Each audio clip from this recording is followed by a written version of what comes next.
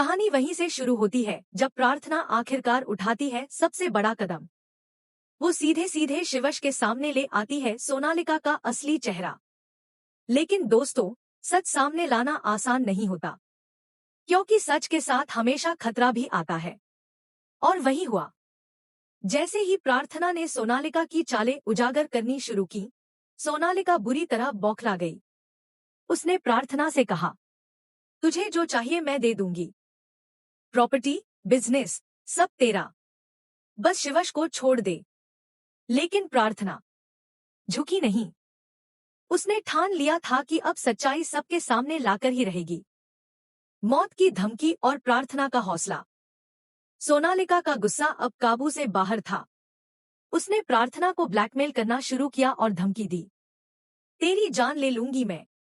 लेकिन प्रार्थना पीछे नहीं हटी। वो डटकर बोली, अगर तुझे गोली चलानी है तो चला दे, मैं देखना चाहती हूँ तू कितनी हिम्मत वाली है। यहीं से शुरू होता है मौत का खेल। गोली, चीख और शिवश की एंट्री। गुस्से में पागल सोनालिका ने जैसे ही बंदूक निकाली और प्रार्थना पर तान दी, तभी वहां आ गया शिवश। वो देखता है अपनी आंखों से प्रार्थना की जान खतरे में है और सोनालिका उसका खून करने वाली है।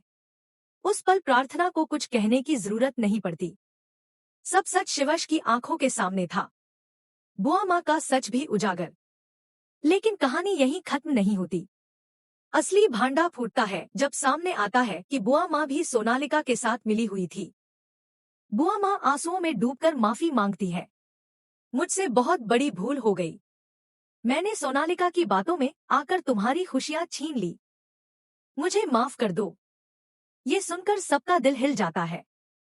और अब सच सबके सामने होता है कि प्रार्थना ने डिवोर्स भी सिर्फ मजबूरी में दिया था। गिरफ्तारी और हैप्पी एंडिंग। अब और छिपाने को कुछ नहीं बचा।